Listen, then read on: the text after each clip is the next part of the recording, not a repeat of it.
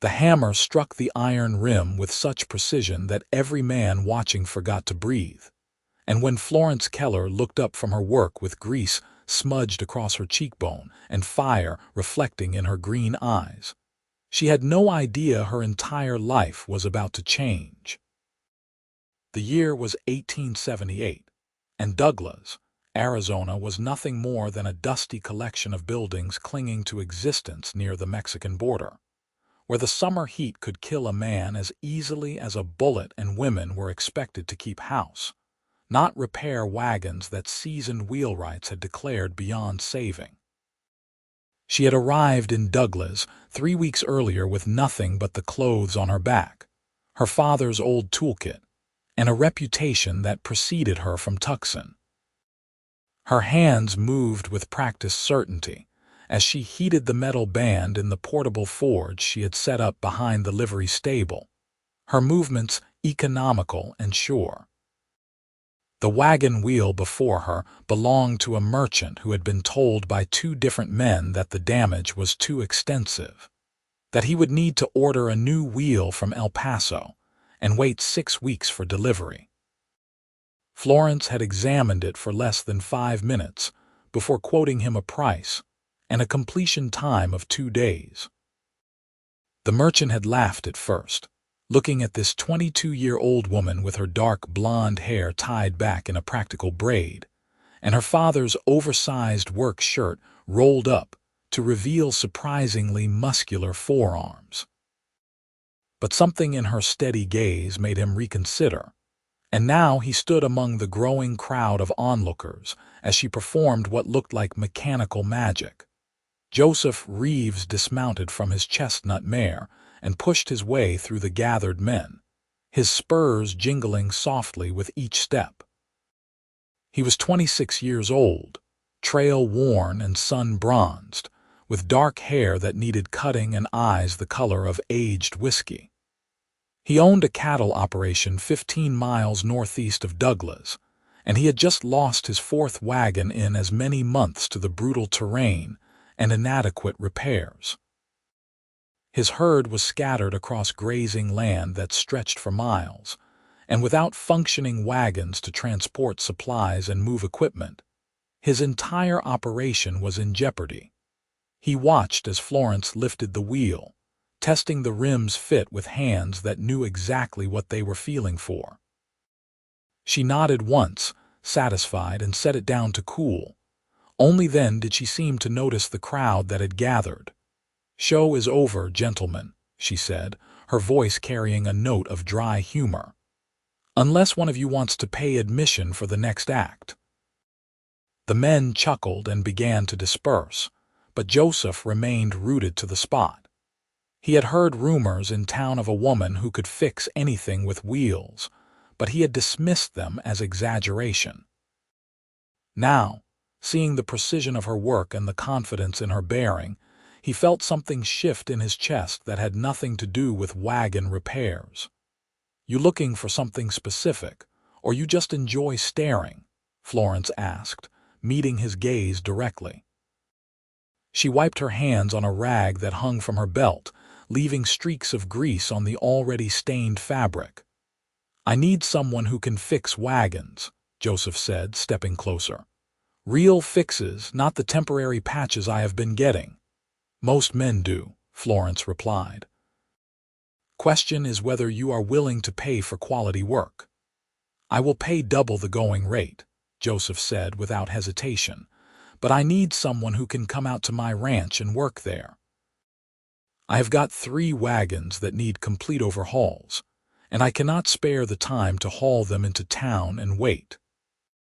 Florence studied him carefully, taking in the quality of his boots despite the dust covering them, the well-maintained saddle on his horse, and the way he held himself with the quiet authority of a man used to making decisions. She had learned to read people quickly in her line of work, to separate the honest customers from the ones who would try to cheat her out of her wages because she was a woman. "Double the going rate means $2 a day plus materials," she said. "And I will need a place to sleep and meals provided. I do not work for promises or percentages. Done, Joseph said, extending his hand. When can you start? Florence looked at the merchant's wagon wheel, calculating. I finish this job tomorrow afternoon. I can ride out to your place the day after, provided you give me directions and help me transport my equipment. They shook hands, and Joseph felt the calluses on her palm, the strength in her grip. This was not a woman who shied away from hard work, and something about that appealed to him in ways he did not fully understand yet. He had known plenty of women in his 26 years, but none who looked at him with such unflinching directness, as though she was measuring him by the same exacting standards she applied to her mechanical work. Name is Joseph Reeves, he said. Ranch is the Triple R, northeast of here. Florence Keller, she replied. And if your wagons are as bad as you say, you might want to make that $3 a day. Joseph laughed, a genuine sound that surprised him. You drive a hard bargain, Miss Keller. That is because I am good at what I do, Mr. Reeves.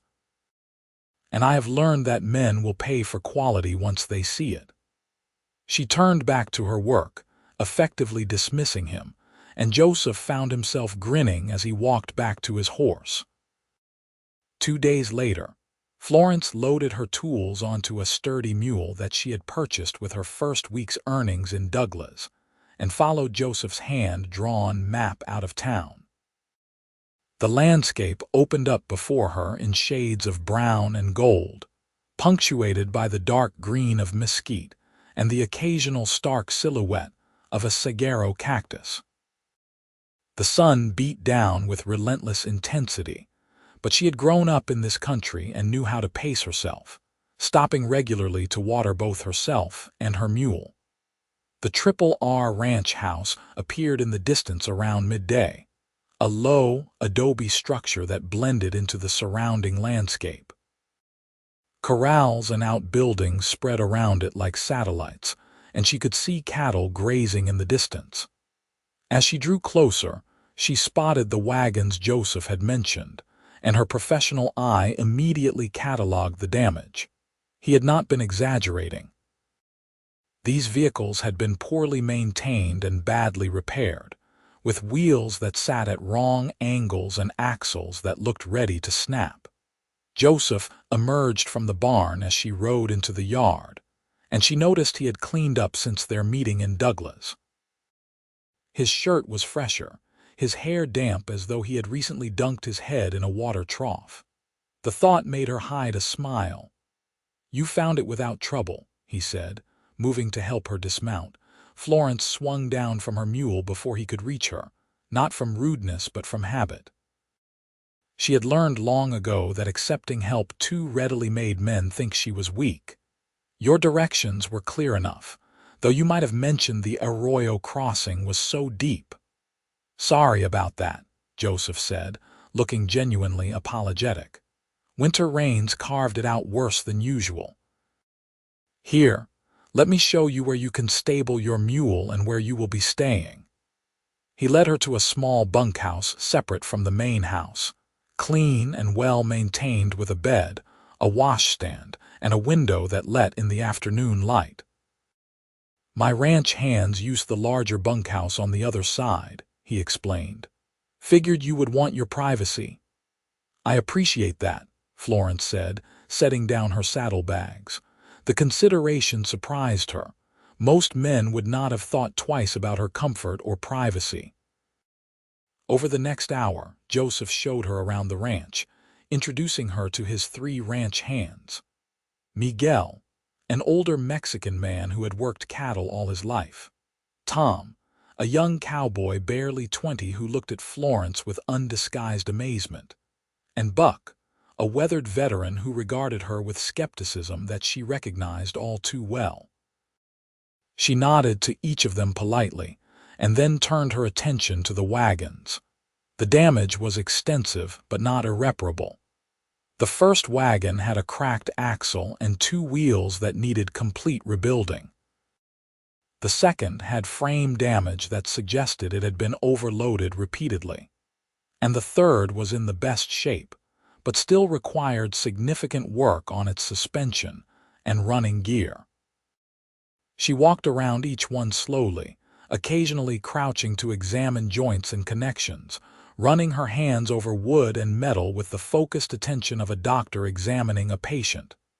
"Well," Joseph asked when she had completed her inspection. "6 weeks," Florence said. "Maybe 7 if I run into complications. You need new axle wood for the first wagon, and I will have to forge new fittings for all of them. The second wagon needs frame reinforcement, which means some carpentry work in addition to the metal work. I can do it all, but it will take time." 6 weeks, Joseph repeated, calculating costs in his head. Even at $3 a day, it would be worth it to have functional wagons again. "All right. What do you need to start? A workspace with some shade, access to your forge if you have got one, and a source of good hardwood. And I will need someone to help me occasionally with the heavy lifting." "You can use the barn," Joseph said.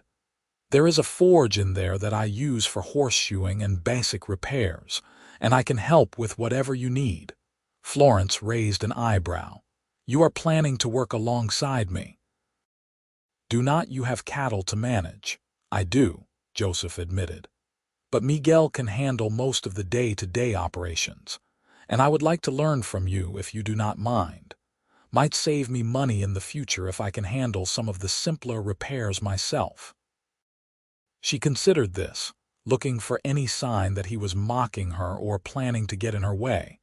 But his expression was open and genuine, and she realized he truly meant it.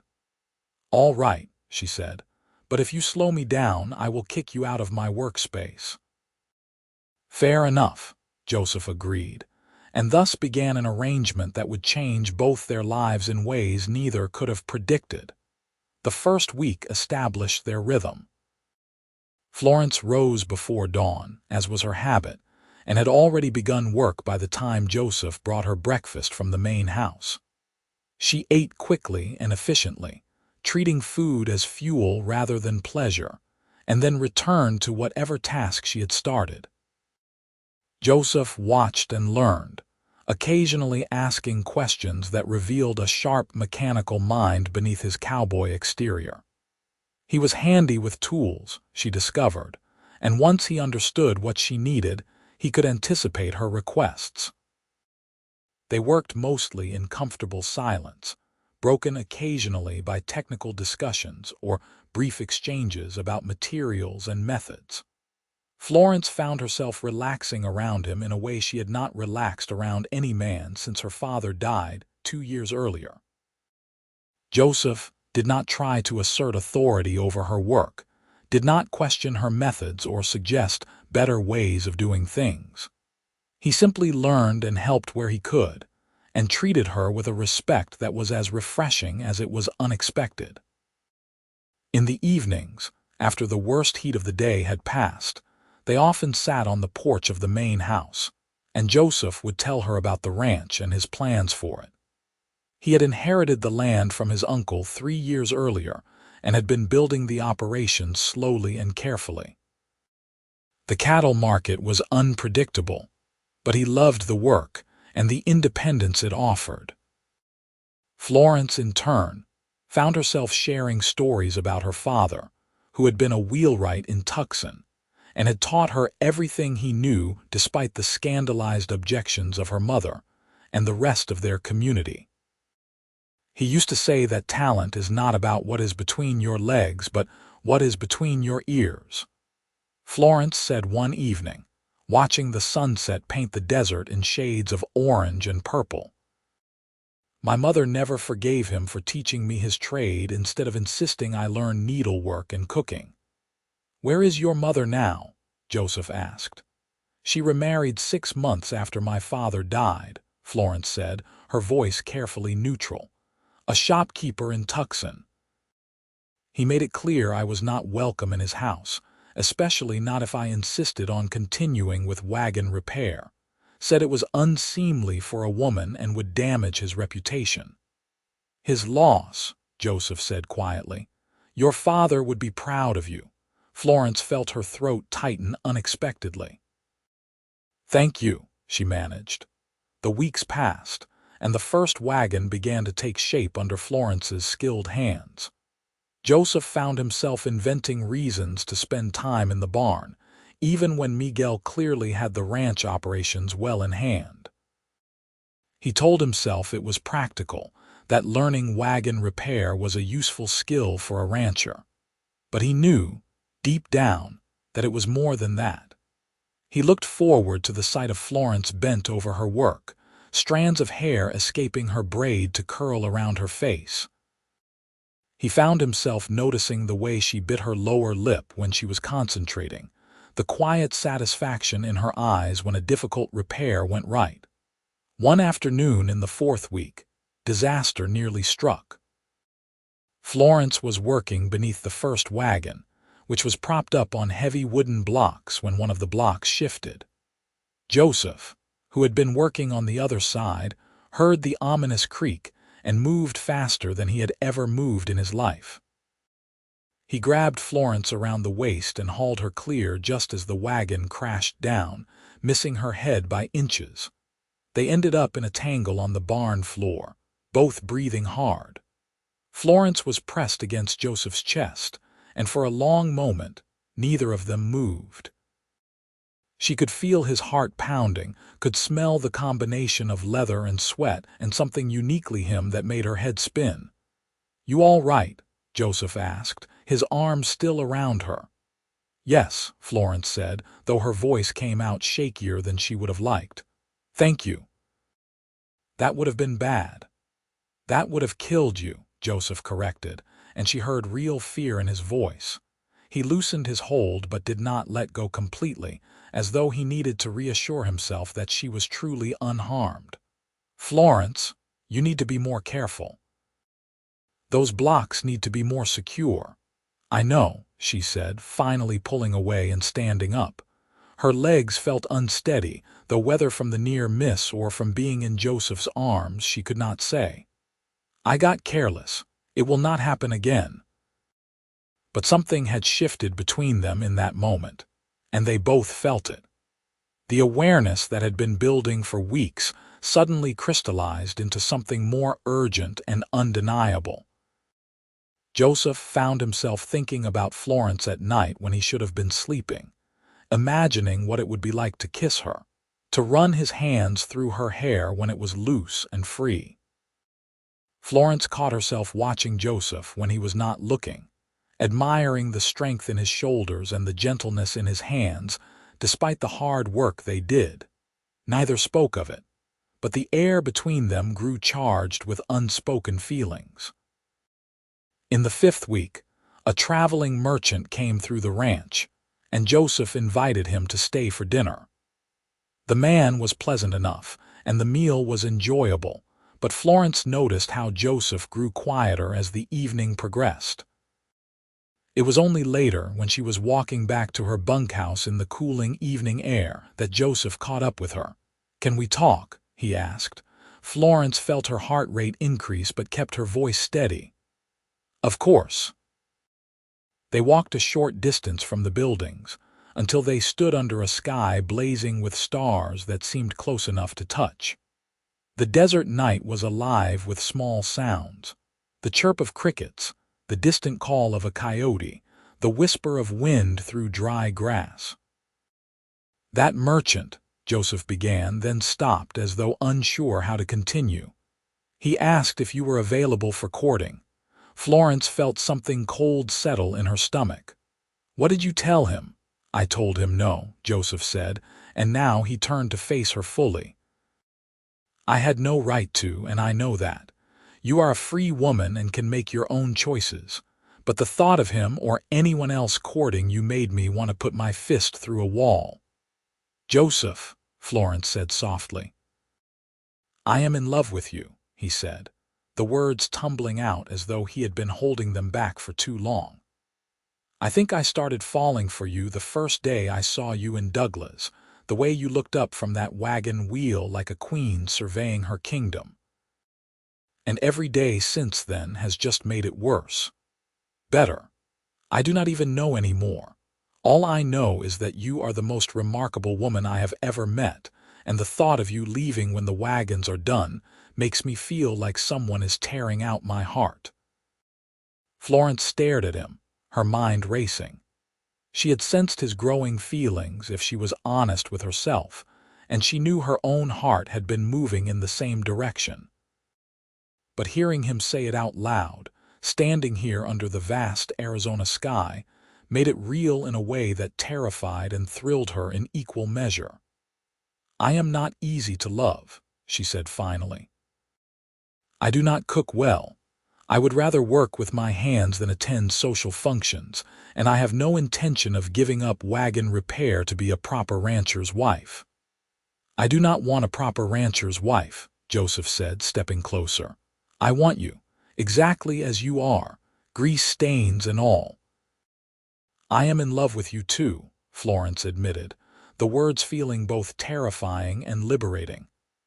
"I have been fighting it because I thought you would eventually expect me to change, to become someone I am not." "Never," Joseph said fervently. He reached out and cupped her face in his hands, his thumbs gently stroking her cheekbones. "You are perfect exactly as you are. I love your strength, your skill, your stubbornness. I love the way you look at a broken wagon like it is a puzzle you are excited to solve. I love everything about you." When he kissed her, it felt like coming home and setting out on an adventure all at once. Florence wrapped her arms around his neck and kissed him back with all the pent-up longing of the past weeks. And under the vast canopy of desert stars, they both felt the world shift into a new and better alignment. The next morning, they announced their intention to court properly, much to the amusement of Miguel and Tom. Buck remained skeptical but grudgingly admitted that Florence knew her way around a wagon better than anyone he had seen in 40 years of ranch work.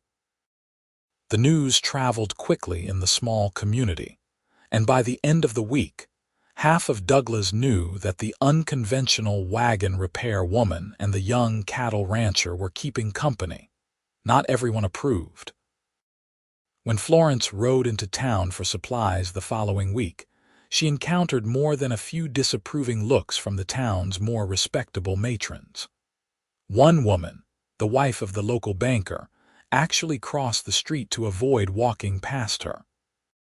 But Florence had endured far worse in her life, and she held her head high, secure in the knowledge that she was doing honest work and hurting no one. The wagons were completed in 7 weeks, exactly as Florence had predicted. The last repairs were finished on a Thursday afternoon, and as she stood back to admire her work, she felt the familiar mixture of satisfaction and melancholy that always came with completing a major project. The wagons were beautiful now, functional and strong, ready to serve the ranch for years to come with proper maintenance. Joseph came to stand beside her, his arm slipping naturally around her waist. "They look incredible," he said. "Worth every penny and more." "They should last you a good long while if you take care of them," Florence said. "And if you actually learned anything from watching me work, you should be able to handle basic maintenance yourself." "I learned plenty," Joseph assured her, "but that is not really what is on my mind right now." Florence turned to look at him, seeing the nervousness in his eyes. "What is on your mind?" "I know we have only been courting officially for a few weeks," Joseph said, "but I have known how I felt about you for much longer than that, and life out here is uncertain. People do not have the luxury of long, leisurely courtships when they find something real." He took her hands in his, and she felt them trembling slightly. "Florence Keller, would you do me the extraordinary honor of becoming my wife?" Florence felt tears prick her eyes, something that rarely happened. "On one condition," she said. "Anything," Joseph promised. "I keep working. Maybe not full-time like before, but I will not give up wagon repair. It is part of who I am." "I would never ask you to," Joseph said. "In fact, I was thinking we could expand the ranch operations to include a proper wagon repair business." God knows there is demand for it in this area, and you could train apprentices if you wanted, pass on your father's knowledge." "Yes," Florence said, her voice breaking slightly. "Yes, I will marry you."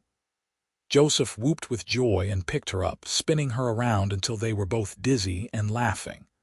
When he set her down, he kissed her thoroughly, and neither of them noticed Miguel, Tom, and Buck watching from the corral with broad grins on their weathered faces. They were married 3 weeks later in Douglas, in a simple ceremony attended by what seemed like half the territory. The traveling preacher who performed the service looked slightly scandalized when Florence refused to promise to obey, but agreed that love, honor, and respect was probably sufficient for God's purposes. Florence wore a practical blue dress that she could move in, and Joseph wore his best suit with a new string tie. Miguel served as Joseph's best man, and the wife of the Douglas general store owner, a practical woman who had immediately befriended Florence, stood up with her. The wedding celebration lasted well into the evening, with music and dancing and enough food to feed everyone twice over. Florence found herself swept up in the joy of it, dancing with Joseph until her feet hurt and laughing more than she had in years.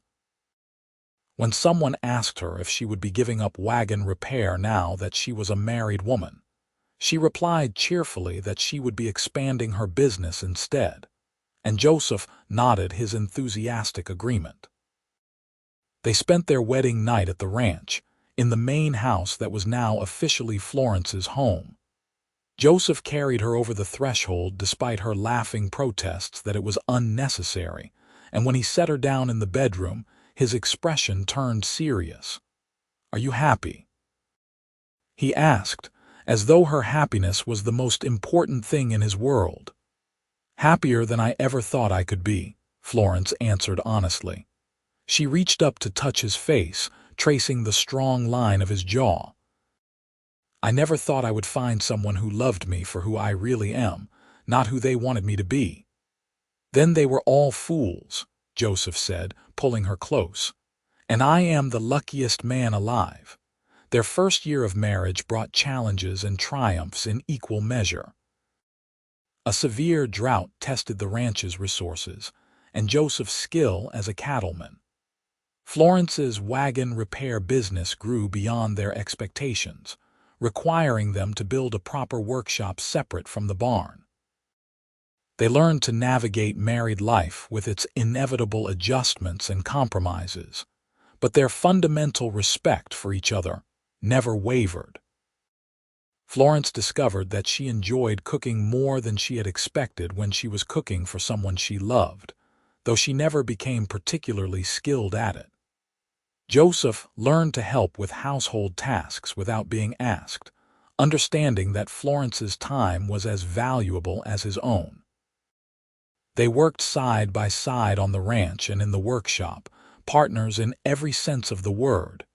In the spring of 1880, Florence realized she was pregnant. The discovery brought a complex mixture of emotions.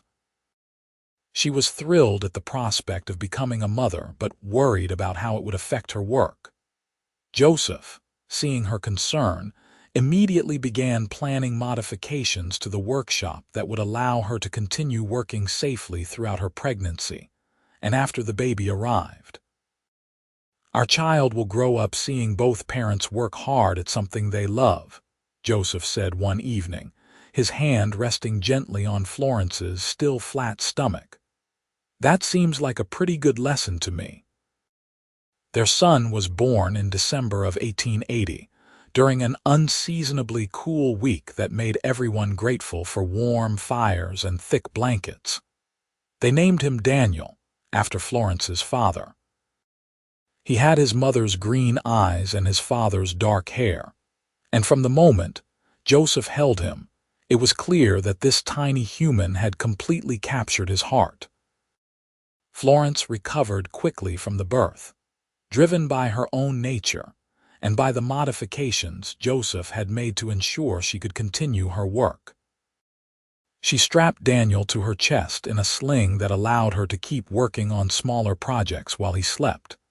And as he grew older, he spent his days playing in the workshop, surrounded by the sounds and smells of his mother's trade.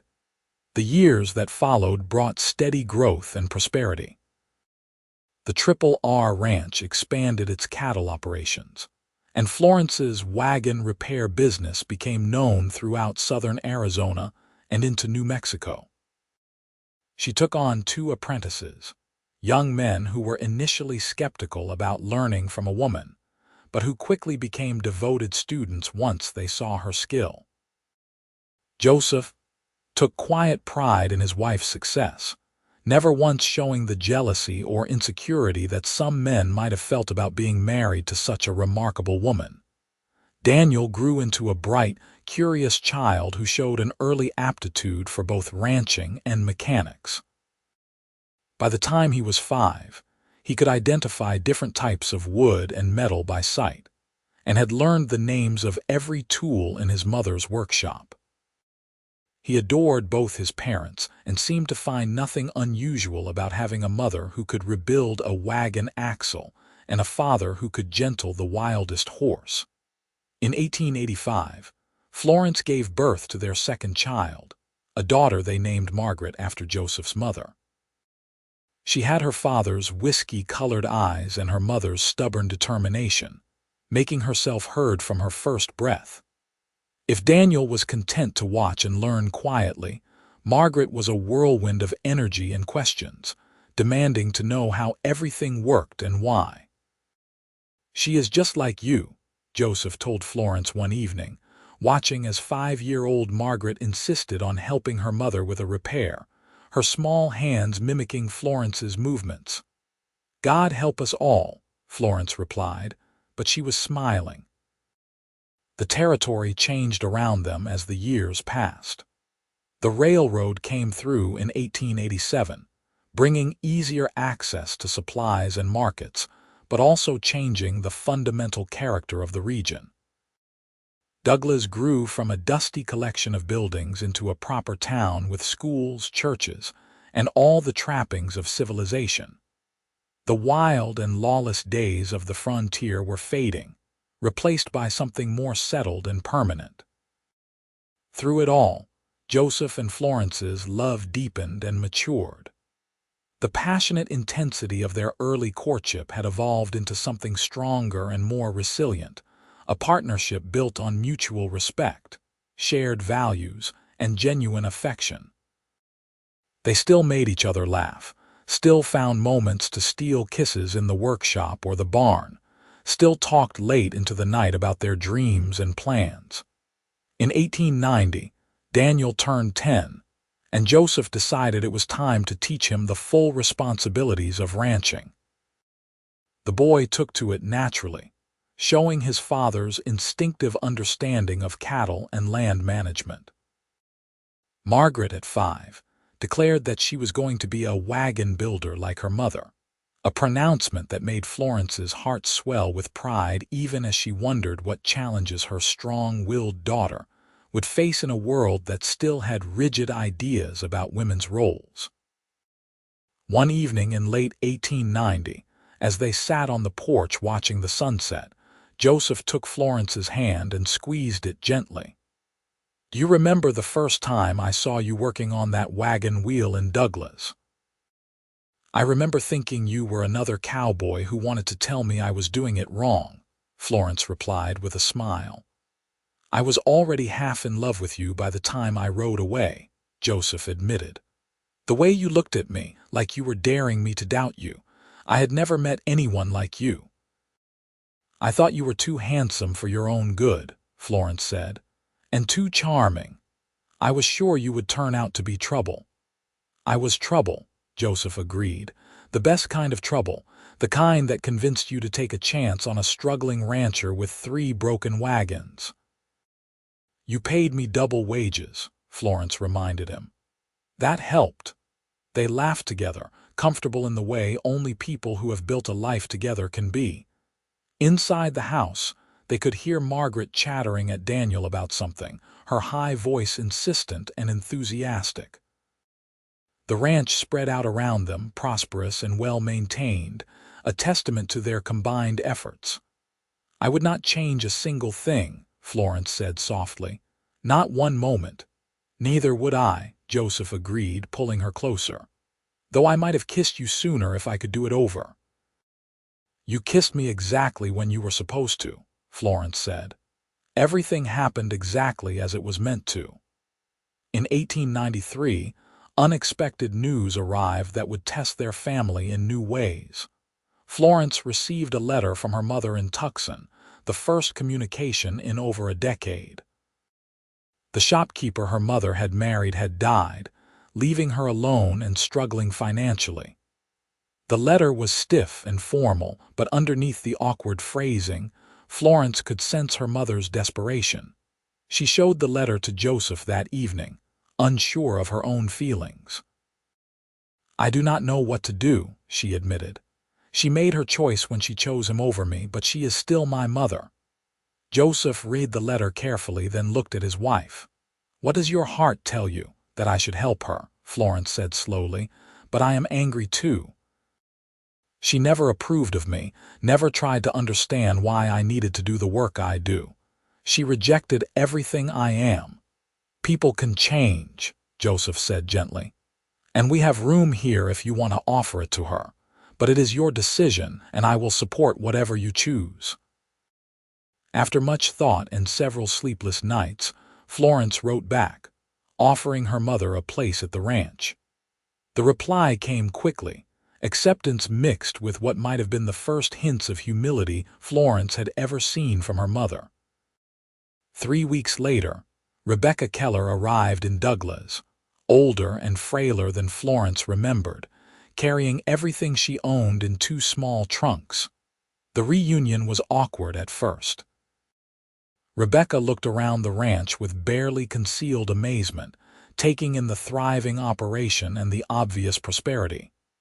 When she saw Florence's workshop, fully equipped and busy with apprentices, she actually gasped. "You really did it," Rebecca said quietly. "You built a life doing what your father taught you." "I did," Florence confirmed, watching her mother carefully.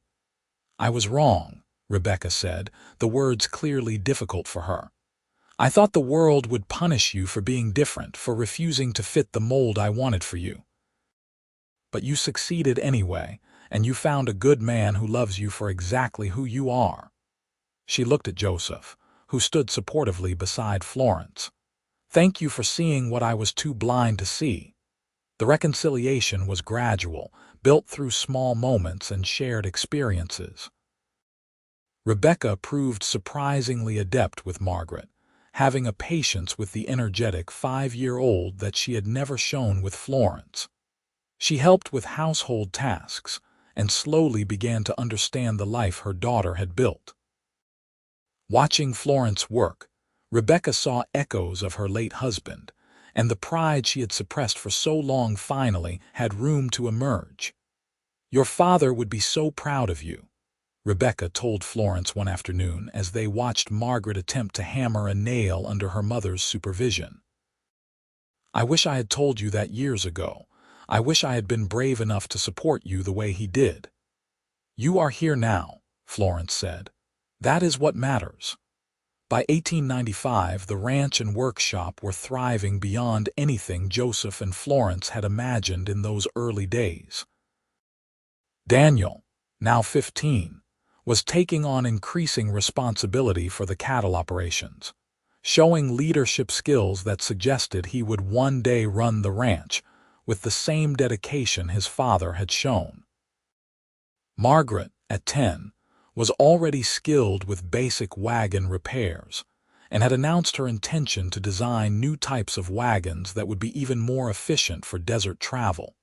Florence's reputation had spread throughout the territory and beyond. Ranchers and freight companies sought her expertise, and she had turned the wagon repair business into a proper enterprise with a permanent workshop, trained employees, and a steady stream of contracts. She still took on challenging projects herself, unable to resist the satisfaction of solving a difficult mechanical problem.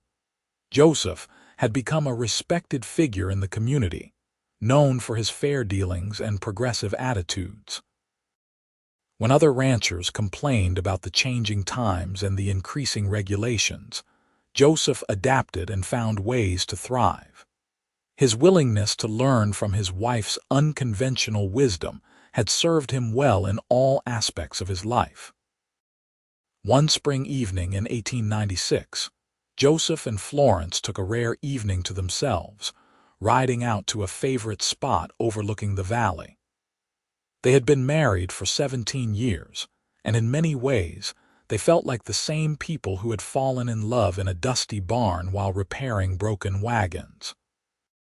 In other ways, they had grown and changed in ways they could never have anticipated. "You ever miss it?" Joseph asked. "The freedom of those early days when you could just move from town to town, taking whatever work you wanted." Florence considered the question carefully. "Sometimes," she admitted. "There was a simplicity to that life, but I would not trade what we have built together for anything. This ranch, our children, the business, this is the life I was meant to have, even if I did not know it at the time." "I knew from the moment I saw you," Joseph said. "I knew you were going to change my life. I just did not realize how completely or how much better it would be." They sat in comfortable silence, watching the sun paint the sky in brilliant shades of orange and red. Below them, the ranch sprawled across the valley, the fruits of their combined labor and love.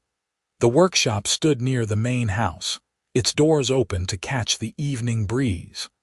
Smoke rose from the chimney of the house where Rebecca was preparing dinner and keeping an eye on the children. "I want to expand the business," Florence said suddenly. "I have been thinking about it for a while. There are new machines coming out, new technologies, automobiles they are calling them, horseless carriages.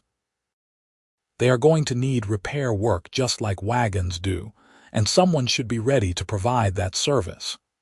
Joseph turned to look at her, seeing the familiar excitement in her eyes that had first captivated him 18 years earlier. "That is a significant investment," he said carefully. "And unproven technology." "Everything is unproven until someone proves it," Florence countered. "My father always said that the people who succeed are the ones who see the future coming and prepare for it. The age of wagons will not last forever. We should be ready for what comes next." "Then we will make it work," Joseph said simply. "We always do." The decision to expand into the emerging automobile repair field was a gamble, but it paid off spectacularly. By 1898, Florence had acquired one of the new horseless carriages for study and training, and her workshop became one of the first in the territory capable of servicing the strange new machines. Wealthy visitors to the region sought out her expertise, and she trained her apprentices in the new technology while maintaining their skills in traditional wagon repair. Daniel, now 18, had grown into a capable young man with his father's quiet strength and his mother's practical intelligence. He had taken on the management of the ranch's day-to-day operations, allowing Joseph more time to help Florence with the expanding business. The pride Joseph felt in his son was matched only by his pride in Margaret, now 13 and already designing improvements to wagon suspension systems that drew interest from manufacturers in the East. Rebecca, now in her 60s, had found an unexpected peace in her later years. She had become an integral part of the family, and her relationship with Florence, while never easy, had healed in ways that brought comfort to both of them. She delighted in her grandchildren, and had grudgingly admitted that Joseph was the best thing that had ever happened to her daughter. In the autumn of 1899, Florence and Joseph celebrated their 19th wedding anniversary with a large party that brought together friends and business associates from throughout the territory. The celebration was held at the ranch, with long tables set up under the stars and music, provided by a small band that Joseph had hired for the occasion. As they danced together under the vast Arizona sky, Florence looked up at her husband and marveled at how little he had changed in the nearly 2 decades they had been together. There was gray at his temples now, and lines around his eyes from years of squinting into the desert sun, but his smile was the same one that had made her heart skip a beat when he had first told her he loved her. "What are you thinking?" Joseph asked, pulling her closer. "That I am the luckiest woman alive," Florence said. "That I found you, that you loved me for who I am, that we built this life together. Sometimes I still cannot believe it is real." "It is real," Joseph assured her. "Every day, every moment, and it just keeps getting better." The new century brought changes that transformed the American West forever. Arizona achieved statehood in 1912, and the modern world increasingly encroached on what had once been frontier territory. The Triple R Ranch continued to prosper under Daniel's management, though he had modernized operations in ways that his father could never have imagined. He had married a schoolteacher from Douglas in 1903, and they had given Joseph and Florence 4 grandchildren who delighted in visiting the ranch. Margaret had defied expectations by becoming one of the first women to study mechanical engineering at a university back east, though she returned to Arizona every summer to work in her mother's shop. She had inherited her mother's stubborn determination and her father's charm, a combination that served her well in navigating a world still uncomfortable with accomplished women. Rebecca passed away peacefully in 1910, surrounded by her family. In her final days, she had held Florence's hand and apologized once more for the years they had lost. Florence forgave her, grateful that they had found their way back to each other, and that her mother had been able to see the success and happiness her daughter had achieved. By 1915, Joseph and Florence were in their 60s, with silver in their hair and decades of shared memories behind them. The automobile had become common enough that wagon repair was now only a small part of the business Florence had built, though she maintained those skills out of respect for her father's legacy. The ranch had been expanded twice and was now one of the most successful operations in southern Arizona. They still worked together, though at a gentler pace than in their youth. Joseph had turned over most of the ranch operations to Daniel, but still enjoyed checking on the cattle and offering advice when it was wanted. Florence had trained enough mechanics that she could afford to be selective about which projects she personally undertook, but she could never quite give up the satisfaction of solving a difficult problem with her own hands. One evening in the spring of 1916, they sat on the porch as they had done countless times over the years, watching the sunset paint the desert in shades of gold and amber. The house behind them was full of life. Daniel and his family had come for dinner, and the sounds of grandchildren playing drifted through the open windows. "You remember that first day I rode into Douglas looking for someone to fix my wagons?" Joseph asked, taking Florence's hand in his.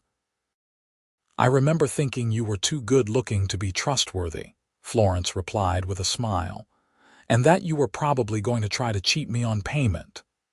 Instead, I paid you double wages and married you," Joseph said. "Best business decision I ever made." "You always did know how to invest wisely," Florence agreed. They sat in comfortable silence, fingers intertwined as they had done for almost 40 years.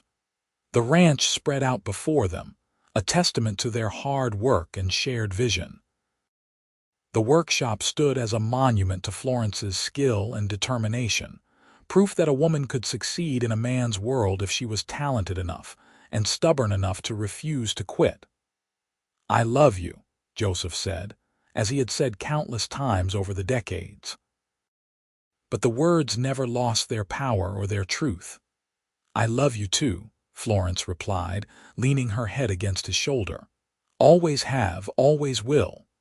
The years continued to pass, bringing the joys and sorrows that come with a long life.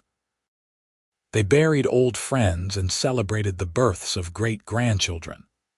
They watched the world transform around them, with automobiles replacing horses and electricity, reaching even remote ranches like the Triple R. Through it all, their love remained constant, a foundation upon which everything else was built.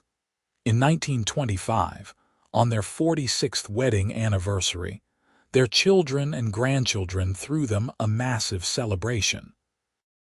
Nearly 200 people attended, including business associates, former apprentices, and friends from every phase of their long life together. Speeches were made praising Florence's groundbreaking work and Joseph's progressive vision. Their children spoke movingly about the example their parents had set, showing that a marriage could be a true partnership between equals. When it was their turn to speak, Joseph and Florence stood together, his arm around her waist in the same protective, affectionate gesture he had used since they were young. "People have asked me over the years what the secret is to a long and happy marriage," Joseph said, his voice still strong despite his 73 years. "And I always give them the same answer.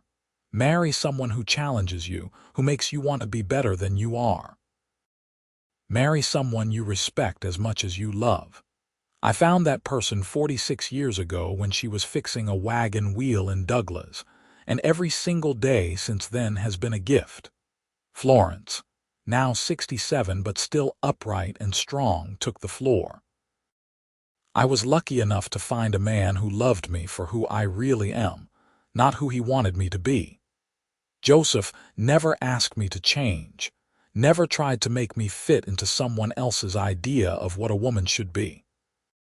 He supported my dreams and helped me build a life that exceeded anything I could have imagined. If that is not love, I do not know what is." The applause was thunderous, and more than a few people wiped tears from their eyes. The final years of their lives were peaceful. They spent their days working at a leisurely pace when they felt like it, and simply enjoying each other's company when they did not. They took long rides across the ranch, revisiting favorite places and remembering the struggles and triumphs of their early years. They watched their grandchildren and great-grandchildren grow, passing on stories and wisdom accumulated over nearly 5 decades together. Joseph passed away in his sleep in the spring of 1928, at the age of 76. He had been in good health right up until the end, spending his final day working alongside Florence in the shop, laughing at her jokes and stealing kisses when he thought no one was looking. Florence found him the next morning, peaceful and still, and she knew immediately that he was gone. The grief was overwhelming, a physical pain that made it hard to breathe. For 47 years, Joseph had been her partner, her lover, her best friend. Half of her soul had been torn away, leaving a wound that would never fully heal. But even in her grief, Florence felt grateful. They had been given something rare and precious, a lifetime of genuine love and partnership. She lived for 3 more years, continuing to work in the shop when her strength allowed it and spending time with her extensive family. She never remarried, could never imagine trying to replace what she had lost. But she lived fully, honoring Joseph's memory by continuing to be the strong, independent woman he had fallen in love with all those years ago. Florence Keller Reeves passed away peacefully in the summer of 1931, at the age of 73. She died in her sleep, in the house she and Joseph had shared for so many years, surrounded by photographs of their life together. Her children found her with a smile on her face, and they liked to imagine that she had found Joseph again, waiting for her somewhere beyond this world. They were buried together in the Douglas Cemetery, under a simple stone that read, "Joseph and Florence Reeves, partners in love and life." 1852, 1928 and 1858-1931. Below that, at the insistence of their children, was inscribed, "She fixed wagons better than men. He loved her for it." The Triple R Ranch continued to operate for decades under the management of their descendants, and the workshop Florence had built remained a successful business well into the 20th century. But more than any physical legacy, Joseph and Florence left behind something more precious. Proof that love between equals, built on mutual respect and genuine partnership, could not only survive but thrive even in the harsh environment of the Old West. Their story became local legend, told and retold to new generations, an example of what was possible when two people had the courage to build a life that defied convention and followed their hearts. In Douglas, Arizona, where it all began, people still remembered the woman who could fix wagons better than any man, and the cowboy who had the wisdom to recognize her worth and the courage to love her exactly as she was. Their love story became part of the town's history, a reminder that the American West was built not just by rugged individualists, but by partnerships between men and women who worked together to create something neither could have achieved alone. And in the end, that was perhaps the greatest legacy of all. The proof that love, real love, could overcome any obstacle and endure any challenge when it was built on a foundation of respect, equality, and unwavering devotion.